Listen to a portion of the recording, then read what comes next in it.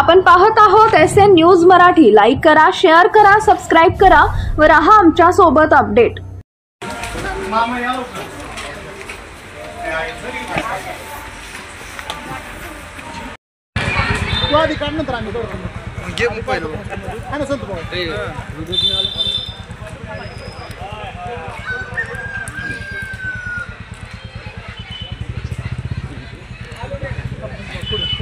पुढे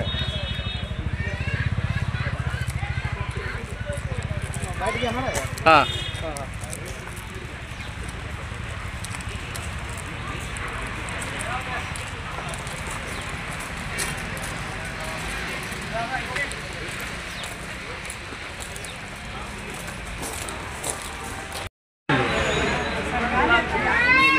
कोणी येणार आहे का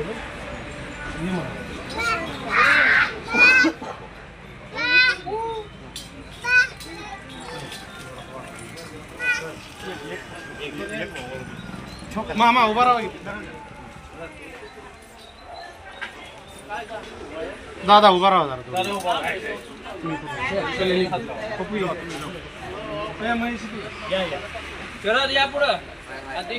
सुभाष कुठे गेल रे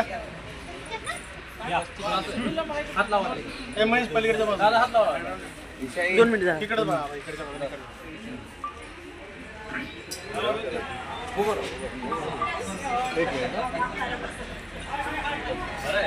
2 मिनिट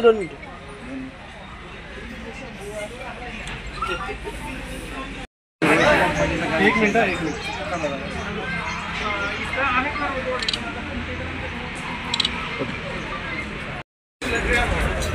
नमस्ते, विश्वेश जपके। मी आज इथं खारवटवाडी या माझ्या हक्काच्या आणि घरातल्या प्रभागामध्ये आलेलो आहे। कारण काय की जसं माहिती आहे की माझे वडील प्रबुद्धचंद्र जपके आणि या घरातले किंवा या खारवटवाडीतले एक जुनं नाव भीमराव सुरवसे हे अगदी जीवस्य कंठस्थ मित्र होते। आणि आम्ही या प्रभागामध्ये नेहमीच म्हणजे सरांना मानणारा असू दे भीमा काकांमुळं, आणि मी या घरामध्ये अगदी लहानपणापासून नेहमी येत होतो। मधल्या काही शैक्षणिक आणि याच्यामुळे माझं थोडंसं कनेक्ट तुटला होता, पण तरीसुद्धा जे काही यांच्या सुखदुःखात सुरवसे परिवाराच्या किंवा या पूर्ण खारवटवाडीच्या सुखदुःखात आम्ही नेहमीच त्यांच्याबरोबर राहिलेलो आहे किंवा ते सुद्धा आमच्याबरोबर राहिलेले आहेत।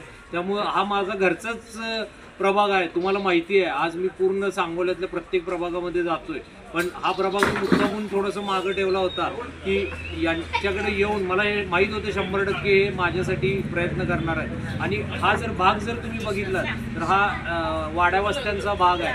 तर तुम्हाला माहिती आहे आज माझ्याकडे वेळ खूप कमी आहे, कारण मी एकटाच सगळीकडं जातोय आणि प्रत्येक डोर टू डोर प्रचार करतोय। तर जे लोक शेतामध्ये गेलेले आहेत त्यांच्यापर्यंत सुद्धा मी पोचायचा आज दिवसभरामध्ये प्रयत्न करणार आहे, मी करतोय। आणि मला असं वाटतं की हा घरचाच प्रभाग असल्यामुळं मला अगदी सांगायची गरज लागत नाही आहे। त्यांना माझी उमेदवारी आल्यामुळे नक्कीच खूप आनंद झालेला आहे आणि ते सगळे लोक माझ्या पाठीशी उभे राहतील असं मला नक्की वाटतंय। या 11 नंबर प्रभागातून जो खारवटवाडीचा जो बूथ आहे किंवा हा जो भाग आहे त्याच्यातून 100% मला लीड मिळेल असं मला वाटतं। प्रचार कशा पद्धतीने सुरुवात शहरातला पूर्ण जाणार आहे? हो, माझा पूर्ण प्रभाग वाईज प्रत्येक प्रभागात मी पोचलेलो आहे। तुम्हाला जसं माहिती आहे तसं आपल्या विद्यामंदिर परिवाराच्या माध्यमातून माझे टीम्स सगळीकडे फिरत आहेत। अगदी एकदा 2-2दा म्हणजे ज्या दिवशी मला चिन्ह मिळालं त्या दिवशी अगदी संध्याकाळी किंवा दुसऱ्या दिवशी दुपारपर्यंत प्रत्येक घराघरी माझे लोक जाऊन काय चिन्ह आहे एअर कंडिशनिंग ते सगळ्यांना सांगून आलेले आहेत, क्रमांक किती आहे ते सांगितलेलं आहे आणि लोकांना खूप उत्स्फूर्त प्रतिसाद आहे। म्हणजे अगदी कमी वेळेत सगळ्या प्रभागामध्ये टीम असल्यामुळं मी सगळ्यांपर्यंत पोचलेलो आहे। मी स्वतः जे काही पार्ट राहिलेले आहेत सांगोल्यातले ते या 2 ते 3 दिवसामध्ये कव्हर करणार आहे। वेळ माझ्याकडे थोडा आहे, पण मी 100% सगळ्यांकडे पोहोचण्याचा प्रयत्न करतोय। असा एकही प्रभाग नाही सांगोल्यात जिथं मी नाही गेलेलो, पूर्ण प्रत्येक प्रभागात मी पोहोचलेलो आहे। वाडी वस्तीवरील विकासाबाबत काय सांगू शकता? वाडी वस्तीवरील विकासाबाबत म्हटलं तर वाड्या वस्त्यांचे प्रॉब्लेम्स वेगळे आहेत। बऱ्याच ठिकाणी रस्त्यांचे प्रॉब्लेम आहेत, काही ठिकाणी लाईट्सचे प्रॉब्लेम आहेत, म्हणजे लाईट्स तिथं आलेल्या नाहीत किंवा सोलार बेस आपण लाईटच्या सिस्टीम करून इंडिपेंडंटली असं लाईटिंग त्या भागासाठी आपण करू शकतो। रस्तेचा प्रॉब्लेम इथं आहे, त्यानंतर सांडपाण्याचा काही ठिकाणी प्रॉब्लेम आहे। तर या सगळ्या गोष्टी आपल्याला वाड्या वस्त्यांवर करायच्या आहेत किंवा करू शकतो आपण त्या माध्यमातून। कारण एकाच प्रभागात काही शहरी भाग आहे, काही वाड्यावस्त्यांचे भाग आहेत, पण दोन्हीकडं खूप वेगवेगळ्या पद्धतीचं वातावरण आहे. तर ज्या त्या प्रभागाप्रमाणे, ज्या त्या वस्तीप्रमाणे आपल्याला तिथले प्रश्न घ्यायला लागणार आहे.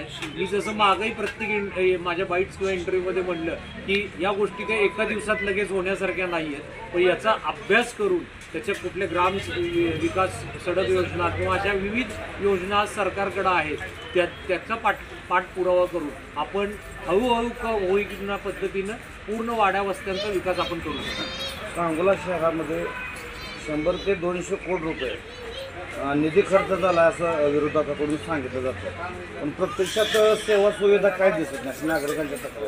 बरोबर आहे, कारण काय आहे की जे काही निधी आले ते एखादं काय म्हणतात इमारत किंवा काय असं बांधण्यासाठी झाले किंवा एखाद्या समाजाचा विचार करून झाले. ज्या बेसिक गोष्टी आहेत, मूलभूत ज्या गोष्टी व्हायला पाहिजेत, त्याच्यामध्ये रस्ते आहेत, त्यानंतर त्याच्यामध्ये पाण्याची सोय असेल किंवा ज्याच्यामध्ये लाईटची सोय असेल किंवा बाकीचं जे काय आहे असं जास्त काही करण्यात आलं नाही. किंवा मागच्या वेळेचा जो काही त्याच्यामध्ये सगळ्यात महत्त्वाचं आहे की एक प्रभावी टीम तिथं नगरपालिकेत काम करणारी पाहिजे होती, ज्याला थोडासा या सगळ्या गोष्टींचा अभ्यास आहे. अशी उणीव तिथं खूप होती. त्यामुळं निधी आला पण तो काही परत पण गेला. म्हणजे त्याच्यावर जर काम नाही झालं किंवा जे काही 2 लोक तिथं काम करत होते पूर्वीचे, त्यांच्यात एकमेकात जे काही वैचारिक मतभेद होते, वैचारिक म्हणण्यापेक्षा त्यांनी एकमेकाला पटवूनच घेतलं नाही, त्यामुळे बराचसा नगरपालिकेचा निधी परत सुद्धा गेला. तर अशा पद्धतीनं न होता एक चांगले अभ्यासू लोक तिथं यावेत, म्हणूनच मी आणि माझी जी काही टीम आहे, माझ्याबरोबरचे जे लोक आहेत, सगळे आम्ही निवडणुकीमध्ये आलेलो आहेत. आणि मला असं वाटतं की नागरिकांनी हा उद्देश लक्षात घेऊन 100% मला त्यांचं पाठबळ मिळतंय. मी आज सगळ्या लोकांच्यात जातोय, लोकांना ही उमेदवारी 100% आवडलेली आहे आणि मला खूप चांगला पाठिंबा सगळ्या लोकांकडनं मिळतोय. आणि मला 100% मला यशाची माझी खात्री आहे की 2 तारखेला जे मतदान होणार आहे आणि 3 तारखेला जो रिझल्ट येणार आहे त्याच्यामध्ये लोक या विकासाचा विचार नक्की करतील. या प्रभागातील नागरिकांना काय आव्हान करतात? या प्रभागातील नागरिकांना मी जसं सुरुवातीलाच म्हटलं की हा माझा स्वतःचा प्रभाग असल्यासारखा आहे. माझं लहानपण बऱ्यापैकी इथं गेलेलं आहे. तर हे लोकांना माहिती आहे. म्हणजे ज्यावेळी आम्हाला झपक्यांना इथं काही काम करायची संधी मिळाली त्यावेळी आम्ही या भागामध्ये येऊन काम केलेलं आहे. माझी वडिलोपार्जित शेतीसुद्धा याच भागामध्ये आहे. त्यामुळे या लोकांची आमची कनेक्ट आहे, आमची एक नाळ जी जोडलेली म्हणतात ती आहे. त्यामुळं इथं खूप चांगला आणि उत्स्फूर्त प्रतिसाद आहे. आज जर तुम्ही वाड्या वस्त्यांवर गेलात तर तिथल्या नागरिकांबरोबर मी ज्यावेळी बोलतो त्यावेळी लोक बरेचसे घरपट्टीबद्दल, आकारणीबद्दल तक्रारी किंवा त्यांच्या तक्रारी आहेत. त्यांचं असं म्हणणं आहे की तुम्ही गावामध्ये ज्या पद्धतीनं घरपट्टीची आकारणी केलेली आहे त्याच पद्धतीनं तुम्ही वाड्या वस्त्यांवर केलेली आहे आणि जी पूर्णपणे चुकीची आहे. कारण लोकांनी जनावरं बांधण्यासाठी किंवा हे बांधण्यासाठी काही तात्पुरत्या टेम्पररी स्वरूपातल्या शेड्स उभारलेल्या आहेत, पण त्यालासुद्धा तुम्ही पूर्ण बांधकाम असं बघून या नियमाखाली तुम्ही घरपट्टी तिथं हे केलेली आहे. किंवा पाणीसुद्धा जे मीटरवर पाणी आहे त्याची पाणीपट्टीची आकारणी करताना मीटरप्रमाणे न होता लमसम प्रकारे काही आकारणी झालेली आहे. म्हणजे त्यामध्ये पण बऱ्याचशा तफावती आहेत. तर निश्चित वाड्या वस्त्यांवरच्या लोकांसाठी ज्यावेळी लोक मला संधी देतील त्यावेळी या घरपट्टीमधलं व्यवस्थीकरण कसं करता येईल, पाणीपट्टी कशी आपल्याला व्यवस्थित आकारता येईल याबद्दल मी 100% प्रयत्न करणार आहे. कारण मी जिथं फक्त याच भागात नाही, ज्या भागात वाड्या वस्त्यांवर गेलो तिथं हा प्रॉब्लेम बऱ्याच जणांनी माझ्याशी डिस्कस केला आहे आणि याच्यावर 100% मला संधी मिळाल्यानंतर जी एक चांगली टीम आहे त्याच्या थ्रू आम्ही या गोष्टीवर 100% काहीतरी उपाय काढणार आहोत. नमस्ते, विश्वेश झपके. मी आज इथं खारवटवाडी तर माझ्या हक्काच्या आणि घरातल्या प्रभागामध्ये आलेलो आहे. कारण काय की जसं माहिती आहे की माझे वडील प्रबुद्धचंद्र झपके आणि या घरातले किंवा या खारवटवाडीतले एक जुनं नाव भीमराव सुरवसे हे अगदी जीवस्य कंठस्थ मित्र होते. आणि आम्ही या प्रभागामध्ये नेहमीच म्हणजे सरांना मानणारा असू दे भीमा काकांमुळं, आणि मी या घरामध्ये अगदी लहानपणापासून नेहमी येत होतो. मधल्या काही शैक्षणिक आणि याच्यामुळे माझं थोडंसं कनेक्ट तुटला होता, पण तरीसुद्धा जे काही यांच्या सुखदुःखात सुरवसे परिवाराच्या किंवा या पूर्ण खारवटवाडीच्या सुखदुःखात आम्ही नेहमीच त्यांच्याबरोबर राहिलेलो आहे किंवा ते सुद्धा आमच्याबरोबर राहिलेले आहेत. त्यामुळं हा माझा घरचाच प्रभाग आहे, तुम्हाला माहिती आहे आज मी पूर्ण सांगोल्यातल्या प्रत्येक प्रभागामध्ये जातोय, पण हा प्रभाग मुद्दामून थोडंसं मागं ठेवला होता की यांच्याकडे येऊन मला हे माहीत होतं 100% हे माझ्यासाठी प्रयत्न करणार आहे. आणि हा भाग जर तुम्ही बघितला तर हा वाड्या वस्त्यांचा भाग आहे. तर तुम्हाला माहिती आहे आज माझ्याकडे वेळ खूप कमी आहे, कारण मी एकटाच सगळीकडं जातोय आणि प्रत्येक डोर टू डोर प्रचार करतोय. तर जे लोक शेतामध्ये गेलेले आहेत त्यांच्यापर्यंत सुद्धा मी पोचायचा आज दिवसभरामध्ये प्रयत्न करणार आहे, मी करतोय. आणि मला असं वाटते की हा घरचाच प्रभाग असल्यामुळं मला अगदी सांगायची गरज लागत नाही आहे. त्यांना माझी उमेदवारी आल्यामुळे नक्कीच खूप आनंद झालेला आहे आणि ते सगळे लोक माझ्या पाठीशी उभे राहतील असं मला नक्की वाटतंय. या 11 नंबर प्रभागातून जो खारवटवाडीचा जो बूथ आहे किंवा हा जो भाग आहे त्याच्यातून 100% मला लीड मिळेल असं मला वाटतं. प्रचार कशा पद्धतीने सुरू आता शहरातला पूर्ण आपला झाला आहे? हो, माझा प्रभाग पूर्ण प्रभाग वाईज प्रत्येक प्रभागात मी पोचलेलो आहे. तुम्हाला जसं माहिती आहे तसं आपल्या विद्यामंदिर परिवाराच्या माध्यमातून माझे टीम्स सगळीकडे फिरत आहेत. अगदी एकदा दोनदा म्हणजे ज्या दिवशी मला चिन्ह मिळालं त्या दिवशी अगदी संध्याकाळी किंवा दुसऱ्या दिवशी दुपारपर्यंत प्रत्येक घराघरी माझे लोक जाऊन काय चिन्ह आहे, एअर कंडिशनिंग हे सगळ्यांना सांगून आलेले आहेत, क्रमांक किती आहे ते सांगितलेलं आहे आणि लोकांना खूप उत्स्फूर्त प्रतिसाद आहे. म्हणजे अगदी कमी वेळेत सगळ्या प्रभागामध्ये टीम असल्यामुळं मी सगळ्यांपर्यंत पोचलेलो आहे. मी स्वतः जे काही पार्ट राहिलेले आहेत सांगोल्यातले ते या 2 ते 3 दिवसामध्ये कव्हर करणार आहे. वेळ माझ्याकडे थोडा आहे पण मी 100% सगळ्यांकडे पोहोचण्याचा प्रयत्न करतोय. असा एकही प्रभाग नाही सांगोल्यात जिथं मी नाही गेलेलो, पूर्ण प्रत्येक प्रभागात मी पोहोचलेलो आहे. वाडी वस्तीवरील विकासाबाबत काय सांगू शकता? वाडी वस्तीवरील विकासाबाबत म्हटलं तर वाड्या वस्त्यांचे प्रॉब्लेम्स वेगळे आहेत. बऱ्याच ठिकाणी रस्त्यांचे प्रॉब्लेम आहेत, काही ठिकाणी लाईट्सचे प्रॉब्लेम आहेत.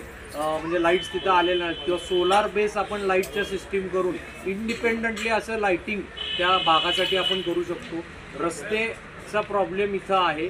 त्यानंतर सांडपाण्याचा काही ठिकाणी प्रॉब्लेम आहे. तर या सगळ्या गोष्टी आपल्याला वाड्या वस्त्यांवर करायच्या आहेत किंवा करू शकतो आपण त्या माध्यमातून.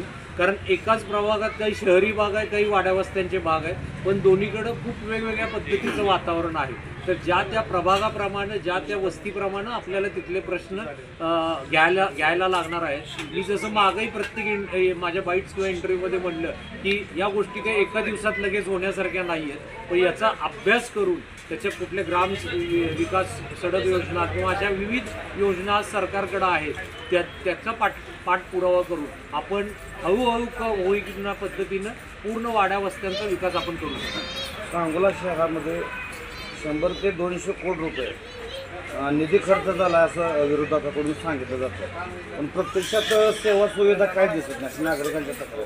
बरोबर आहे, कारण काय आहे की जे काही निधी आले ते एखादं काय म्हणतात इमारत किंवा काय असं बांधण्यासाठी झाले किंवा एखाद्या समाजाचा विचार करून झाले. ज्या बेसिक गोष्टी आहेत, मूलभूत ज्या गोष्टी व्हायला पाहिजेत, ज्याच्यामध्ये रस्ते आहेत, त्यानंतर त्याच्यामध्ये पाण्याची सोय असेल किंवा ज्याच्यामध्ये लाईटची सोय असेल किंवा बाकीचं जे काय आहे असं जास्त काही करण्यात आलं नाही. किंवा मागच्या वेळेचा जो काही त्याच्यामध्ये सगळ्यात महत्त्वाचं आहे की प्रभावी टीम तिथं नगरपालिकेत काम करणारी पाहिजे होती, ज्याला थोडासा या सगळ्या गोष्टींचा अभ्यास आहे. अशी उणीव तिथं खूप होती. त्यामुळं निधी आला पण तो काही परत पण गेला. म्हणजे त्याच्यावर जर काम नाही झालं किंवा जे काही 2 लोक तिथं काम करत होते पूर्वीचे त्यांच्यात एकमेकात जे काही वैचारिक मतभेद होते, वैचारिक म्हणण्यापेक्षा त्यांनी एकमेकाला पटवूनच घेतलं नाही, त्यामुळे बराचसा नगरपालिकेचा निधी परत सुद्धा गेला.